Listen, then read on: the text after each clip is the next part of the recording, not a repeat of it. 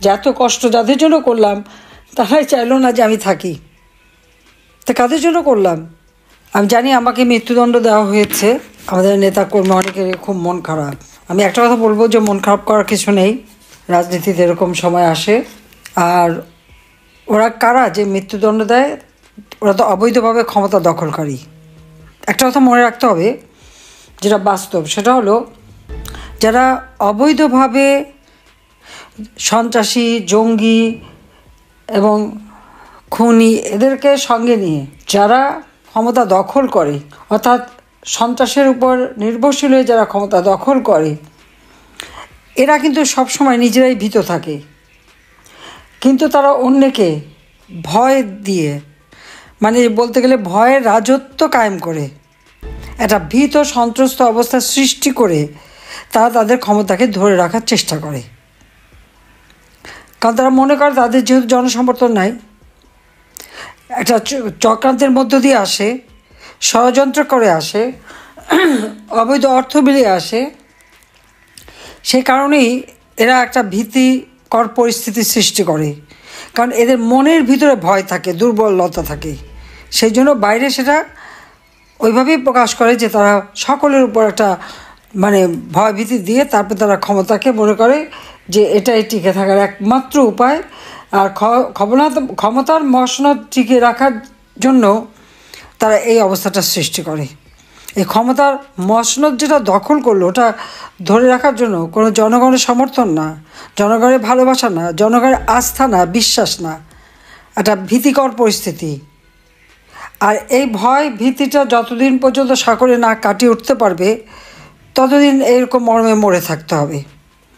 হ্যাঁ, আমাকে মৃত্যুদণ্ড দিয়েছে, আমি পরোয়া করি না। আমি বাংলাদেশে ইনশাল্লাহ আসবই, অবশ্যই আমি আসব। আর তাদের মৃত্যুদণ্ড, তাদের ফাঁসির দড়ি কত শক্ত বা কত বুলেট আছে সেটা নিশ্চয়ই যাচাই করব।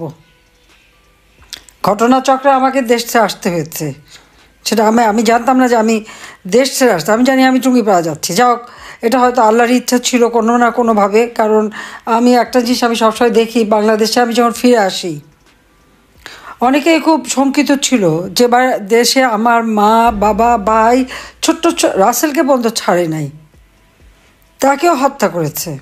সেই দেশে আমি ফিরে আসব, সেখানে যুদ্ধাপরাধীরা, আমার বাবার হত্যাকারীরা ইন্ডেমনিটি দেওয়া হয়েছে, তারা এখন দেশে বিদেশে চাকরি, তারা খুব রমরম অবস্থায় থাকে। ওই অবস্থায় আমি যে আসব, অনেক বাধা ছিল, অনেকের মনে দ্বিধা ছিল। আমি কিন্তু ফিরে এসেছিলাম। আর আসার পর থেকে কিন্তু একটার পর একটা সমস্যা আমার উপরে যাচ্ছে। আমি 81 সালে ফিরে আসলাম, 83 সালে বন্দী হলাম, এমনকি আমাকে অফিসে নিয়ে গেল ইন্টারোগেশনের জন্য। এরপরে আবার 85 সালে, আর যখন যেখানে গেছি সেখানে তো মানে একবার আক্রান্ত হয়েছি, এ তো কতবার। কিন্তু হ্যাঁ, আমি বেঁচে গেছি, আমি বারবার বেঁচে গেছি। জানি না, এখানে আমি বলবো আল্লাহ রাব্বুল আলামিন আমাকে বাঁচিয়ে রেখেছেন। কারণ আমার হাতেই আমার বাবা, মা, ভাই, তাদের হত্যাকারীদের বিচার হবে, আমার হাতেই এই যুদ্ধ অপরাধীদের বিচার হবে, আমার হাতেই বাংলাদেশ দারিদ্র্যমুক্ত হবে, উন্নত হবে, সমৃদ্ধশালী হবে। চিফ প্রসিকিউটর যে কথাগুলি বলল, আমি আগুন দিয়েছি, আমি মেট্রো রেল, বিটিভি সব ভবন নাকি আমি আগুন দিয়েছি, অথচ তাদের লোকরা নিজেরা যেখানে স্বীকার করছে, অপরাধীরা নিজেরাই স্বীকার করছে। আর অপরাধী বলেই তো ইউনূস তাদেরকে দায় মুক্তি দিল। কিন্তু মামলা আমাদের আওয়ামী লীগের সকল নেতাকর্মীর বিরুদ্ধে বলে দিল 1400 লোক হত্যা হয়েছে। তা আওয়ামী লীগের তো আমার মনে হয় প্রায় 8-10 হাজার লোক, আমরা তাদের কোনো খবরই জানি না, কত মানুষকে মেরে গুম করে ফেলেছে। 1 মাসের মধ্যে প্রায় 300-400 হত্যাকাণ্ড ঘটেছে। এই হত্যাকাণ্ড কারা ঘটাচ্ছে? এটা তো ইউনূসের পেটোয়া বাহিনী, তারাই তো এই হত্যাকাণ্ড ঘটাচ্ছে একের পর এক। আজকে ইন্টারন্যাশনাল ক্রিমিনাল কোর্ট 1973 সালে সেটা করা হয়েছিল যুদ্ধ অপরাধীদের বিচারের জন্য, বেআইনিভাবে সংশোধন করে করে সেখানে আমাদের বিচার হবে, আবার পার্টি হিসাবে বিচার হবে, কারণ দেশে প্রচলিত আইন তো আছে। তবে হ্যাঁ, একটা জিনিস ইউনূস ম্যাজিক দেখালো যে মাত্র 20 দিনের হিয়ারিংয়ের পরই দেখা গেল জজ সাহেব 450 পাতার জাজমেন্ট লিখে ফেলে দিল। চমৎকার দেখালো আর কি সব কিছুতেই। আজকে যা সকলের কাছে প্রশ্নবিদ্ধ, অর্থাৎ অবৈধ সরকারের সকল সিদ্ধান্তই অবৈধ। আমি সমস্ত আহত পরিবারকে চিকিৎসা দিয়ে, আহত যারা ছিল সকলকে চিকিৎসা আমি দিয়েছি, কিন্তু 5 তারিখে আমি আসার পর তারা কি পরবর্তীতে চিকিৎসা পেয়েছে? পায়নি। 34 জনের মতো সেই সময় শহীদ হয়েছিল, আমি তাদেরকে গণভবনে ডেকে নিয়ে আসে তাদের সান্ত্বনা দিয়েছি। আমি জুডিশিয়াল ইনকোয়ারি কমিশন গঠন করে দিয়েছি তদন্ত করবার জন্য। ইউনূস যদি হত্যাকাণ্ডগুলি না ঘটিয়ে থাকে তাহলে এই তদন্ত কেন বন্ধ করলো সে? জুডিশিয়াল ইনকোয়ারি কমিটিকে তদন্ত করতে দিল না। এমনকি ব্রিগেডিয়ার সাখাওয়াত সাহেব স্বরাষ্ট্র মন্ত্রণালয়ের দায়িত্বে যখন বললেন যে সিভিলিয়ানদের কাছে অস্ত্র চলে গেছে, 7.62 বুলেট কোথা থেকে আসলো, এটা আমাদের ভালোভাবে তদন্ত করে বের করতে হবে, এটা শুনেই ইউনূস ঘাবড়ে গেল, অমনি তাকে সরিয়ে দিল। তার কারণ কি?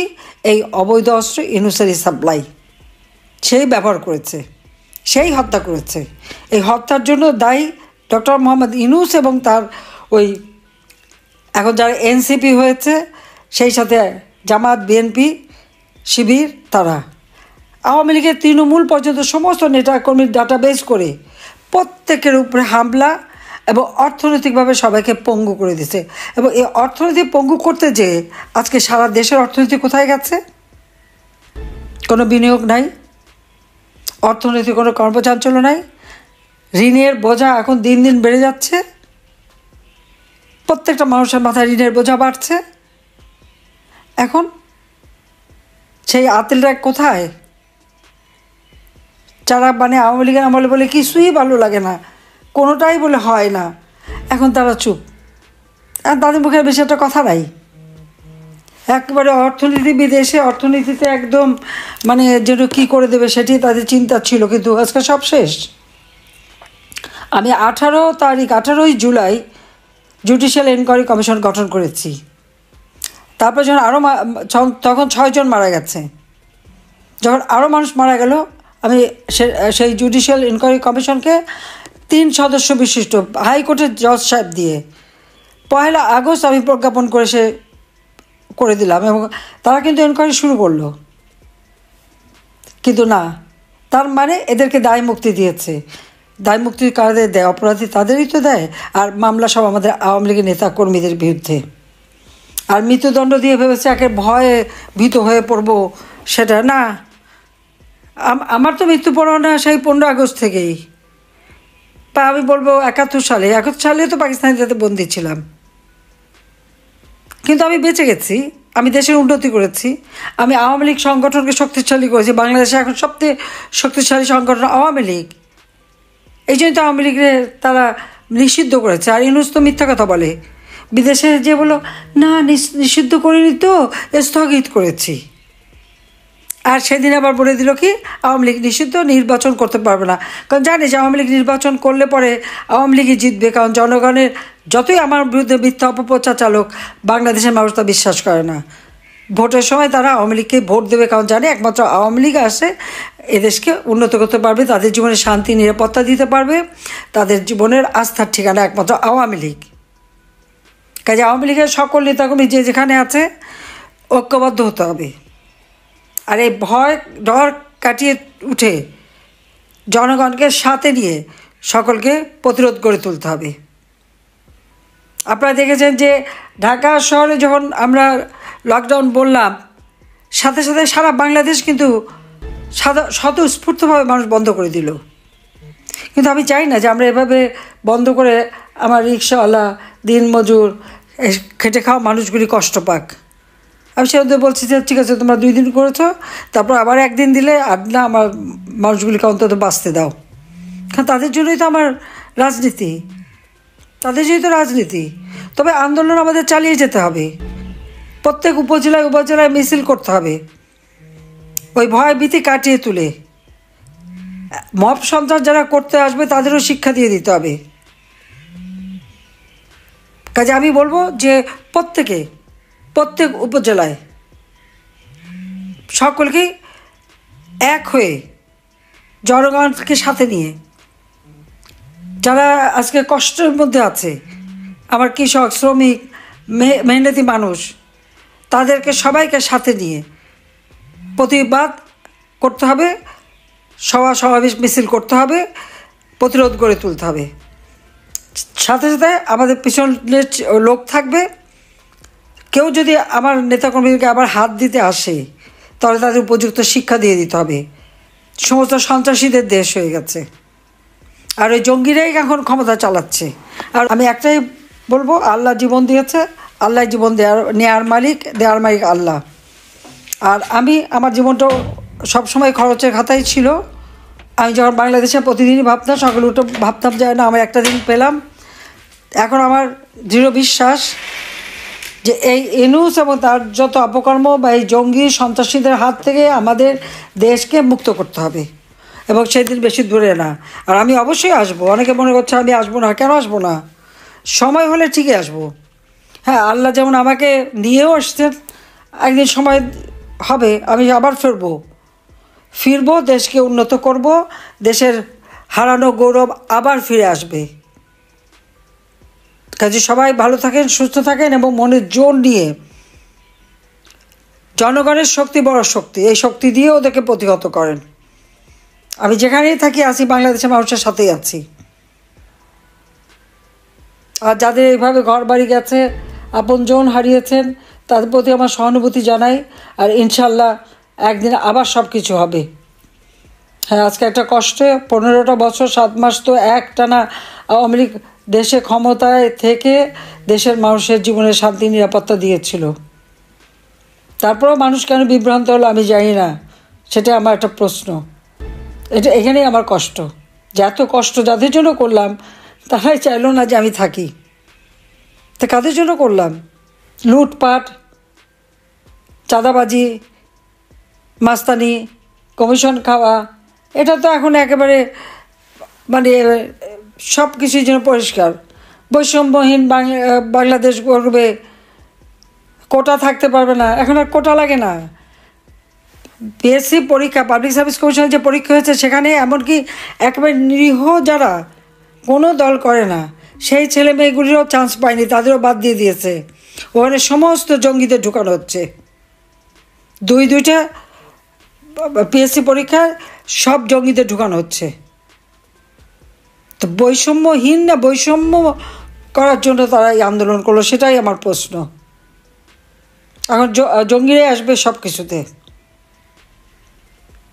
তবে এরকম তারিক জিয়াও করছিল, 5টা বছর ধরে সব 4 বছর ক্ষমতায় ছিল, সব বিএনপি ঢুকিয়েছিল। কিন্তু ভয় এখানে যে জামাত, ওই হিজবুত তাহরীর থেকে শুরু করে যতগুলি জঙ্গি সংগঠন, এরা তো আবার ওয়েল ট্রেন্ড, পাকিস্তানের মাদ্রাসা থেকে সব ট্রেনিং নিয়ে আসছে, তাদেরকে দিচ্ছে চাকরিতে, তাদের পুলিশে, তাদের এবং আর্মির যে এতগুলি অফিসারের বিরুদ্ধে মামলা দিয়েছে, এখানেও তাদের ঢুকাবে। তবে আবারও বলবো, জনগণের শক্তি বড় শক্তি। কাজে আজকে সবাইকে আবার ঐক্যবদ্ধ হওয়ার আহ্বান জানিয়ে আবার শেষ করছি। খোদা হাফেজ। জয় বাংলা, জয় বঙ্গবন্ধু, বাংলাদেশ চির